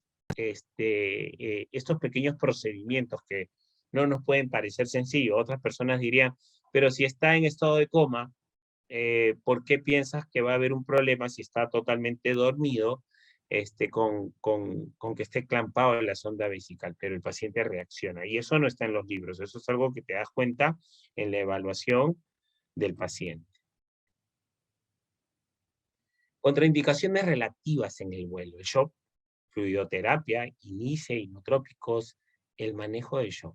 Eso es lo que se hace.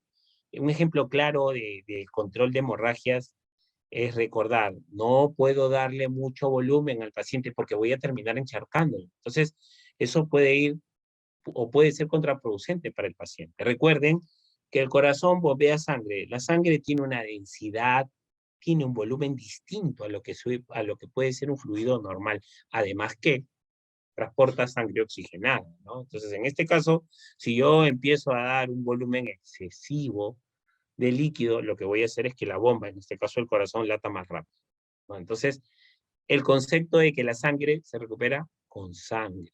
Entonces, por ahí me van a decir, licenciado, ¿y qué va a pasar si yo tengo que manejar a un paciente con un control de hemorragia, con un torniquete más de 48 horas en el sistema prehospitalario? Bueno, pues aprendemos o tenemos que aprender a manejar el shock, ¿no? ¿Cómo manejo el shock?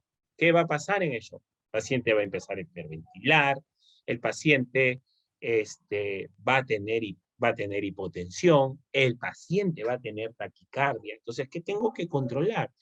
Tengo que controlar primero vía aérea, ¿no? Segundo, manejar, en este caso, la hipotensión. Recuerden que los vuelos de rescate, no hoy día, sino ya hace más de 5 años, son de 250 cc, solamente para estabilizar presión arterial, ¿sí? Y obviamente, no es solamente el contexto de la hemorragia, porque todo el mundo habla de la hemorragia, del torniquete. ¿Quién habla del manejo del dolor? El paciente se chocó por el dolor, pero no por la pérdida. Entonces hay que manejar el dolor, hay que manejar, hay que monitorizar. Un paciente con pérdida de volumen tiene una tendencia a hacer hipoglicemia. ¿Y por qué hablo de tendencia? Porque yo, para estar seguro de que tiene hipoglicemia, tendría que monitorizar una glicemia basal para saber de qué estoy hablando, ¿no? Entonces, es una evaluación constante que podría variar. Una arritmia cardíaca inestable, la cardioversión, el uso de marcapaso transitorio. Una de las preguntas que siempre nos hacen cuando entramos a un curso de emergencia es, ¿cuál es la diferencia entre una desfibrilación y una cardioversión? Vamos rápido. ¿Qué es una desfibrilación? Obviamente es una descarga por una energía que se llama joules, ya lo conocemos, lo hemos visto en el RCP, y obviamente es directa, direccionada, según el American Heart Association, dice que es 360 joules, ¿no? ¿Bajo qué circunstancias? Directamente paro cardiorrespiratorio en ritmo desfibrilables. Fibrilación ventricular, taquicardia ventricular, ¿no? Entonces se necesita desfibrilar directo. Ahora, ¿qué es cardioversión? Cuando un paciente ya pasa esa fase, ¿no? Esa fase del paro y sale del paro con un complejo normal, ya el paciente, si bien es cierto, ya pasó el paro cardiorrespiratorio, pero tiene secuelas, ¿sí? Estas secuelas obviamente no hacen que el corazón tenga un buen bombeo, porque no hay una buena irrigación, porque hay alguna parte del corazón que de repente tiene cierta obstrucción, ¿no? Entonces, el concepto de cardioversión es cardiovertir ese problema que causó el paro. Entonces se cardiovierte, ¿no? Ahora, la cardioversión tiene que ir de la mano, obviamente, con una medicación, se asocia con una medicación, o sea, y se le pasa una energía constante al paciente hasta cardiovertir esa secuela que dejó el paro, ¿sí? Ahora, el uso del marcapaso transitorio, ¿no? Porque muchas personas tienen mucho miedo cuando se escucha, y siempre es una pregunta del RCP avanzado. Cuando yo doy ACLS siempre me dicen, ¿qué pasa cuando tengo un paciente con marcapaso? ¿Lo puedo desfibrilar o no? Claro que sí, porque lo peor que está pasando o que va a pasar es el paro. Entonces, obviamente está indicado la desfibrilación, ¿no? Así está con marcapaso. ¿Qué termina sucediendo? existe la posibilidad que el marcapaso tenga, vamos a decirlo así, algún problema, algún desperfecto, sí, claro, sí. Pero entonces vamos a la base, ¿no? ¿Qué es o por qué una persona usa un marcapaso? Una persona normal. Es que es una persona que tiene una patología en el sistema o en el corazón a nivel cardíaco, y obviamente esta patología provoca una bradicardia, ¿sí? Y obviamente el corazón no cumple su función de tener una frecuencia cardíaca dentro de lo normal. ¿Cuánto es lo normal? De 60 a 100, ¿no? Entonces, normalmente por algún problema cardíaco, el paciente te hace bradicardia, entonces empieza a tener una frecuencia cardíaca, de repente empieza a bajar, que se hace constante, 58, 56, 54, y entonces el paciente empieza a tener una serie de desórdenes, porque no solamente es que el corazón, recuerden que el corazón tiene un circuito con el tema pulmonar, ¿no? Entonces, no llega a una frecuencia cardíaca por encima de 60. Entonces, lo que termina pasando es que existen equipos, existen monitores desfibriladores que tienen opción de marcapaso. Entonces, se le conecta los parches al paciente y se le pasa una energía constante en joules, ¿sí? Entonces, bajo esa energía constante que les estoy diciendo, se eleva la frecuencia cardíaca por encima de 60. Ahora, es cierto, es mínima, no va a ser como una desfibrilación, de repente se necesita 15 joules, de repente 20, y obviamente va a ser de acuerdo a lo que el médico indique, ¿no? Entonces se le coloca los parches al paciente, puede ser en la parte posterior y en la parte delantera de la cavidad torácica, o puede ser también, como se coloca en las palas, como ustedes conocen, en el ápex y en el esternón, ¿no? Entonces se ubican, se adhieren, y se le coloca una energía constante al paciente que ayude a que su frecuencia cardíaca se eleve por encima de 60. Y obviamente ordenamos también la parte ventilatoria y tenemos a un paciente tranquilo, y lo podemos traer de provincia a Lima con este concepto del marcapaso transitorio, ¿no? En cuanto al dolor torácico de origen cardíaco, ¿cuál es la base? Oxígeno, ¿no? Oxigenoterapia con el dispositivo que se requiera. ¿Y por qué yo siempre he dicho con el dispositivo que se requiera? Porque por ahí me van a decir, me pueden preguntar y me dicen, licenciado, ¿pero qué sería mejor? ¿Mascarilla con bolsa de reservorio o cánula binasal? O de repente lo ventilo con mi dispositivo de BBM. Va a depender de la cantidad que necesite el paciente de oxígeno. ¿Qué? El paciente me va a preguntar, no, ustedes evalúan y ustedes determinan cuál es el dispositivo más asertivo para sus pacientes. O sea, tampoco se trata de darle de darle un dispositivo, ¿no? Que no necesite. Si yo veo que el paciente de repente por ahí está desaturando entre 92 y 93, yo creo que tranquilamente con una cánula binasal y mejorándole la posición del paciente con una posición semifolio, tranquilamente el paciente empieza a oxigenar mejor. Pero si me doy cuenta de repente que está con una frecuencia cardíaca, disculpen, con una frecuencia respiratoria por encima de 28, hiperventilando bastante rápido, con una saturación de 90, entonces yo digo, no, sí, necesita mayor volumen, tranquilamente le pongo una mascarilla con bolsa de reservorio a 15 litros. Si veo que ya está ventilando mucho mejor por encima de 97, 98, le puedo bajar el flujo de repente a 12 litros. Recuerden que con la mascarilla con bolsa de reservorio tranquilamente se puede manejar volúmenes entre 10 a 15 litros, ¿no? Entonces, yo voy viendo la necesidad del dispositivo de acuerdo al requerimiento del paciente. Puede requerir vasopresores, vasodilatadores, y obviamente lo que sí es importante entender es que sí requiere una cabina presurizada que esté por debajo de los 6.000 pies, ¿no? Yo les decía que pasado los 6.000 pies, ya el volumen se eleva en un 30%, las presiones se elevan en un 30%. Ahora, si bien es cierto, la aeronave puede ser presurizada, pero créanme que hay balances, y esto viene por las vibraciones, por los movimientos de aceleración y desaceleración de la aeronave, ¿sí?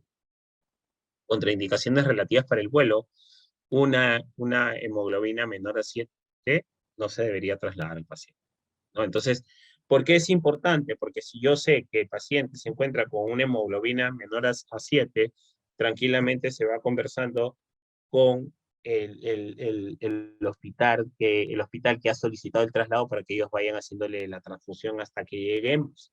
Entonces probablemente tengan que pasarle al paciente entre 1 o 2 paquetes globulares, ¿no? La pérdida del hematrocito menor a 30%, hay que brindar otra vez oxigenoterapia y hay que coordinar con el piloto que vuele bajo, ¿no? Aún siendo presurizado, era lo que yo le decía. Por eso es muy importante el briefing, para que mediante el briefing uno se ponga de acuerdo y vea cuáles son todos los pros y los contras, pero no solamente con el personal de salud, recuerden que es un equipo y que, como yo les decía, los cursos de evacuación aeromédica tienen que ir direccionados no solamente al personal de salud, sino también al personal de la aeronave, porque es que ellos tienen que tener ese conocimiento y el por qué. No, capitán, tiene que volar bajo porque es lo mejor para el paciente. No hay que explicarle que eso puede empeorar la condición del patrón respiratorio y puede hacer que el paciente se empiece a descompensar. Hay que ver si hay enfisema subcutáneo, una gangrena gaseosa en tórax, cuello, rostro, permeabilice la vía aérea, no use los dispositivos supraglóticos, ¿no? Y esto tiene que ver con el café de retención, que lo hemos hablado mucho. Cirugías abdominales recientes, hernia estrangulada, apendicitis aguda, diverticulitis, obstrucción intestinal, cólbulo, en realidad relativas porque van a depender del estado que se encuentre el paciente. Definitivamente, obviamente, esto sí es direccionado al médico. El médico tiene que hacer una evaluación y él, según la evaluación en la que se encuentre, va a decidir si es que el paciente se traslada o no. Era lo que yo les decía. Muchas veces, a pesar de ir a provincia y a pesar de que ya estén todas las coordinaciones realizadas, el médico determina, ¿no? Porque siempre el paciente está más complicado de lo que te informan, ¿no? En el caso de las cirugías, evacuar recién 2 días después, que haya un buen tránsito intestinal, ¿no? Coloque sonda nasogástrica. Contraindicaciones relativas, hemorragia digestiva alta, puede reactivarse por distensión del tracto gastrointestinal. Cirugías recientes de tórax, idealmente podrían ser evacuados luego de 2 a 3 semanas, ¿no? Pero es que esto sí directamente va a depender del médico, definitivamente. Y digo esto siempre porque hay circunstancias en las que la misma aeronave lo permite. Yo les decía que habían diferencias entre un Piper Cheyenne y un jet, sí, claro, por el performance y las particularidades que tiene. Entonces el médico de repente si se encuentra con una aeronave que pueda cumplir esas especificaciones, yo creo que tranquilamente lo puede traer, ¿no? Pero va a depender directamente de él. En cuanto a las relativas, fracturas de donde hay comunicación con cavidades, como oído, celdas mastoideas o senos paranasales, al menos 7 días para que el aire se absorba, ¿no? Cirugías oculares, heridas penetrantes del globo ocular, trasladar con oxigenoterapia y la altura de la cabina no debería ser mayor a 4.000 pies.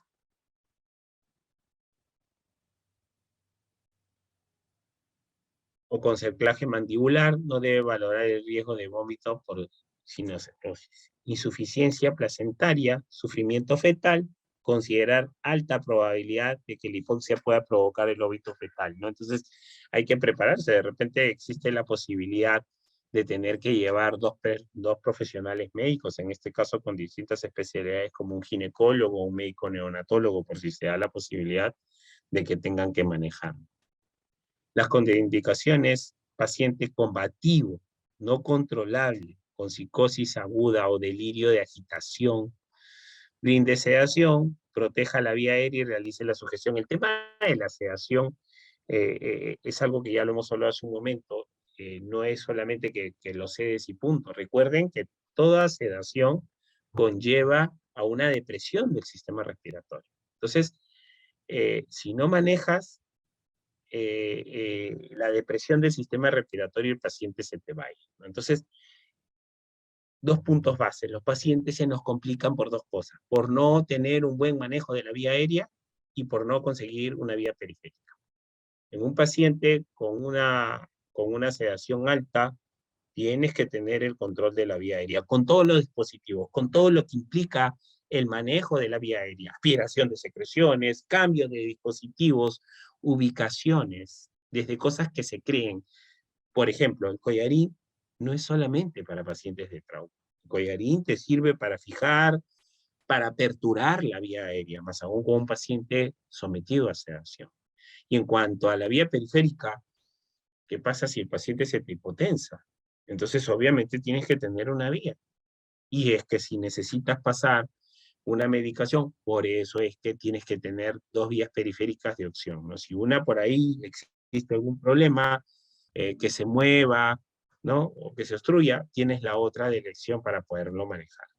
Hasta ahí. ¿Qué pasaría si el paciente, cuando ya lo vas a recoger, ya se encuentra estable, igual hay que traerlo y se encuentra con tratamiento vía oral?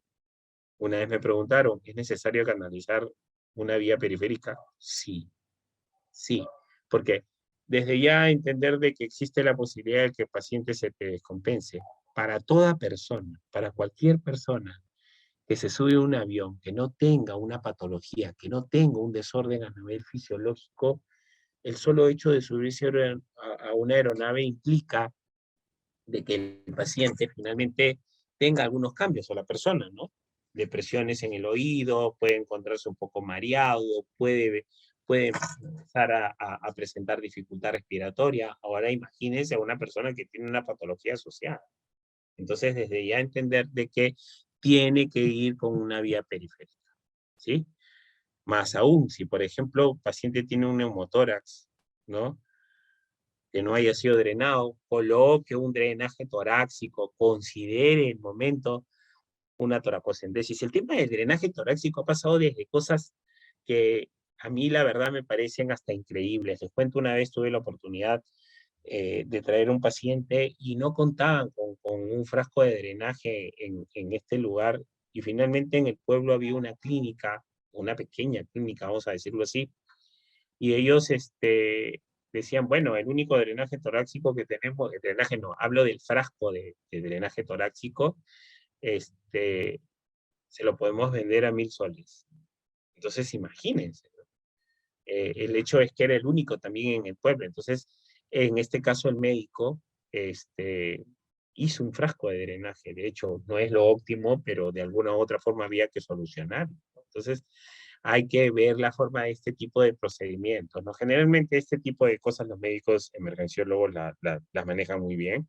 Por ahí alguien me va a decir de repente eso no es lo correcto, pero hay que estar preparado para ese tipo de condiciones, porque también puede haberse dado la condición de que en todo el pueblo no exista un frasco de drenaje torácico, ¿no? Él mismo realizó el procedimiento con el paciente, hizo la punción y lo hizo con una sonda rectal, ¿no? El paciente sin ningún problema llegó a Lima y acá ya en la clínica se lo cambiaron a un drenaje torácico normal.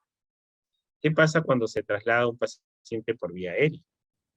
La atmósfera, la troposfera, la capa gaseosa compuesta de diferentes gases como nitrógeno, oxígeno desde el nivel del mar hasta los 12 a 15 kilómetros. Entonces, va a haber un cambio, va a haber inclusive expansión de gases, va a haber efectos de derivación de descenso de presión, la disponibilidad de oxígeno va a ser limitada, inclusive la temperatura puede variar el estado del paciente.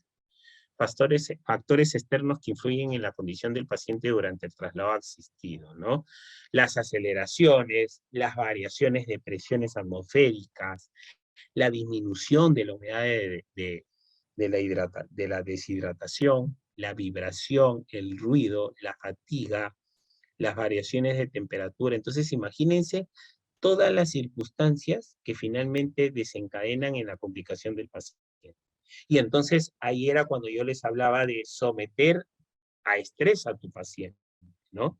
Y ese criterio de someter estrés habla de hasta cierto punto aumentar los parámetros ventilatorios, aumentar los parámetros de sedación para darse cuenta de que si existe la posibilidad de que el paciente se te descompense durante el vuelo, tengas esa opción de aumentar los parámetros de manejo de tu paciente, ¿no? Hay que ver si el paciente es inestable, tiene una comorbilidad, si tiene asociado un EPOC, una hipertensión, una anemia, ¿no? Si tiene la capacidad de compensar la hipotermia, si tiene la capacidad de compensar una aceleración, si tiene la capacidad de compensar la hipoxia. Entonces, todo eso hay que valorarlo en cuanto al diagnóstico del paciente. Y esto definitivamente puede ser variado, ¿no? Como yo le decía, con la comorbilidad, la edad del paciente, ¿eh? Es muy importante porque no es igual un paciente de 20 años con un adulto mayor, que sumado a eso tiene enfermedades asociadas, ¿no? Un poquito sobre la fase de la hipoxia en el sujeto sano, es indiferente de 0 a 10.000 pies, no hay sintomatología. La fase de compensación de 10.000 a 15.000 pies, ya hay un aumento. Ahí era lo que yo les decía, una persona sana, pasado los 15.000 pies, ya hay un aumento de la frecuencia cardíaca, un aumento de la presión arterial, de la frecuencia respiratoria, la profundidad de las respiraciones. Si es más de 20.000 pies, ya empieza a haber fatiga, somnolencia, vértigo, euforia, cefalea. Y si es crítica, que es mayor a 20.000, ya una persona normal, ojo, un sujeto sano, podría tener convulsiones, falla de control respiratorio, falla cardiovascular y muerte. Entonces, es muy importante entender esto más que todo por el hecho de los aviones grandes, a veces militares, no tienen mucha presurización y esto sí puede ser contraproducente en el manejo de un paciente crítico, una aeronave bastante grande. Las leyes, el barotraumatismo, ¿no? Eh, Barotitis, parodontolgia, todo este tipo de cosas cuando a veces una persona normal sube a una aeronave, empiezan a haber complicaciones. Me duele el oído, me duele la muela. Esto tiene que ser importante, no solamente, ojo, para el paciente, sino para el personal de salud. Porque imagínense, una de las reglas que yo siempre digo es, nosotros, como personal de salud, somos más importantes que el paciente. Porque si nosotros no estamos bien, no podemos ayudar a nadie. Entonces, imagínense si ustedes se van con un mal o con un problema de salud, como un parodontalgia que aparentemente es sencilla, que me va a causar un dolor excesivo a la hora del traslado del paciente, no me va a permitir bien manejar a mi paciente. Seguimos. Presiones atmosféricas, las leyes, ustedes la conocen, la temperatura. Hay una disminución de -2 grados por cada 1.000 pies. Pueden verse afectados pacientes con hipotermia, gran quemados, politraumatizados, pacientes cardiópatas y recién nacidos, ¿no? Entonces, imagínense, nosotros tuvimos la oportunidad de traer a una paciente de Tumbes que tenía un porcentaje bastante alto, más del 70% de quemadura, hay un déficit a nivel circulatorio, hay un problema a nivel cardíaco y definitivamente respiratorio. Entonces, esto sumado a que cada 1.000 pies la temperatura baja 2 grados. Ahora, sí es cierto que la aeronave podría controlar la temperatura, también es cierto, aún así va a depender de cada aeronave. Entonces, es que por eso que es muy importante la comunicación con el personal o con el capitán para ver si es que esta aeronave va a cumplir la función de poder, en este caso, mantener la temperatura o que sea constante, ¿no? Las leyes de aceleración y deceleración es lo que va a suceder por los movimientos. Las vibraciones, fenómeno de resonancia, puede causar ruptura de capilares y la destrucción de tejidos. El ruido, mayor probabilidad de daño, mayor de 80, no permite ocultar al paciente, oír la fuga de oxígeno, oír las alarmas sonoras, escuchar al paciente o a su compañero. Entonces, es que esto sí es importante, entender que mediante el vuelo, las personas que no están acostumbradas a trasladar a un paciente por vía aérea pueden escuchar sonidos que no sean hasta cierto punto normales, ¿no? Pero no podrían determinar si es el oxígeno, si es que es el oxígeno o si es el aire que está saliendo de la aeronave, inclusive en la parte de la evaluación del paciente, ¿no? O sea, el hecho de ocultar, el hecho de tomar una presión arterial y de que no se escuche, entonces Por ahí me van a decir, pero tranquilamente puedo hacerlo manual, puedo ver el manómetro del pulso, del, del, del, del tensiómetro, sí, claro, pero para eso tenemos que adquirir habilidades. Una de las cosas que yo siempre les recomiendo a cada uno, porque como ustedes trabajan en emergencia, ¿quién mejor que ustedes para el manejo de los pacientes? Pero a veces cada uno sabe que tiene algún déficit o alguna limitación. Entonces hay que, de alguna u otra forma, decir, bueno, si yo sé que estoy teniendo problemas por ejemplo, algunos dispositivos o con algunos procedimientos, o de repente hace tiempo que no utilizo un desfibrilador o hace tiempo que no utilizo una bomba infusora. Entonces, hay que entrenar. En el momento que me toque la oportunidad de hacer una evacuación aeromédica, voy a estar solo y voy a tener problemas y me voy a complicar porque dejé de hacerlo. Acá nadie dice que no sabe, pero recuerden que los equipos probablemente no son iguales a los que ustedes están habituados o a los que ustedes utilizan en su centro de labores. Entonces, hay que afinar esas técnicas que no se hacen constantes en el manejo diario con sus pacientes. Bien, chicos, eso es el tema de la evacuación aeromédica por el día de hoy. Es un tema bastante grande, definitivamente. A veces esto debería durar inclusive hasta 3 días, pero como ustedes son personal de salud y trabajan en emergencia, la idea es asociar el manejo que ustedes tienen con su paciente. Pero hemos visto la parte de las regulaciones, la RAP, la parte de la certificación, parte del equipamiento, algunos procedimientos que se realicen. Recuerden que acá no es como en un lugar donde ustedes están habituados, donde ustedes están en un ambiente de confort y de repente por ahí un colega uno puede decirle que le ayude con algunos procedimientos. Acá solamente son ustedes. Entonces, hay que de alguna u otra forma tratar de que cada uno vea cuál es la deficiencia que tiene o cosas que no recuerda para afinarlas y así no pueden tener ningún problema. Si alguno tiene la oportunidad de realizar evacuación aeromédica, revise sus equipos, dense cuenta cuáles son las limitaciones o los pros de sus equipos, porque recuerden que al lugar donde ustedes van a ir probablemente no cuenten con los equipos o con la medicación. Les dije también que a veces decimos, no, pero falta de repente fentanilo, ¿no? No, ya, lo compramos allá porque acá no lo encontramos. Si no lo encuentras en Lima, menos lo vas a encontrar en provincia. Entonces, hay que sacar su cuenta en cuanto a las horas de vuelo para darse cuenta cuánto tiempo de oxígeno, cuánta cantidad de oxígeno necesito, si necesito una medicación adicional, si necesito un dispositivo adicional. Recuerden que en la certificación de los equipos hay que tener en cuenta que no solamente es por una cuestión de evaluación, sino que la empresa tiene que avalar esa certificación, porque es que en el momento que ustedes estén en el vuelo y por algún motivo el equipo no funcione, ellos van a tener el sustento legal para tener que decir, bueno, si el equipo no funcionó no es porque el personal de salud no tenía la capacidad. Ahora, obviamente ustedes mejor que yo saben de que existen otras opciones de poder manejar, o sea, si el ventilador mecánico no funcionó, ustedes saben cómo ventilar a su paciente con su BBM sin problemas, saben cómo hacer una fórmula de goteo si la bomba infusora no está operativa, saben cómo aspirar secreciones, entonces el tema es darle solución, pero todo se tiene que pensar antes de, porque eso puede jugar en contra en el manejo del paciente, ¿sí? Si hay alguna pregunta, pueden prender su audio sin problemas o escribirlo por el chat.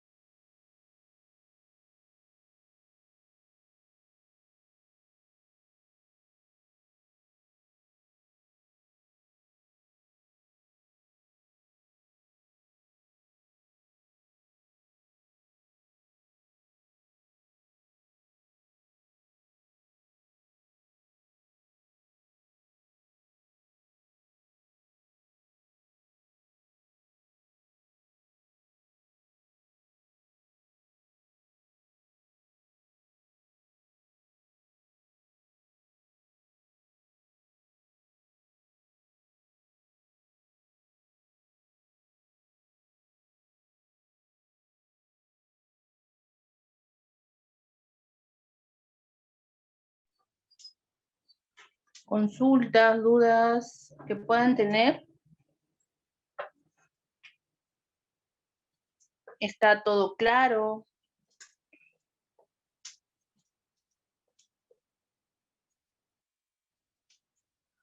¿O alguna consulta que deseen realizar?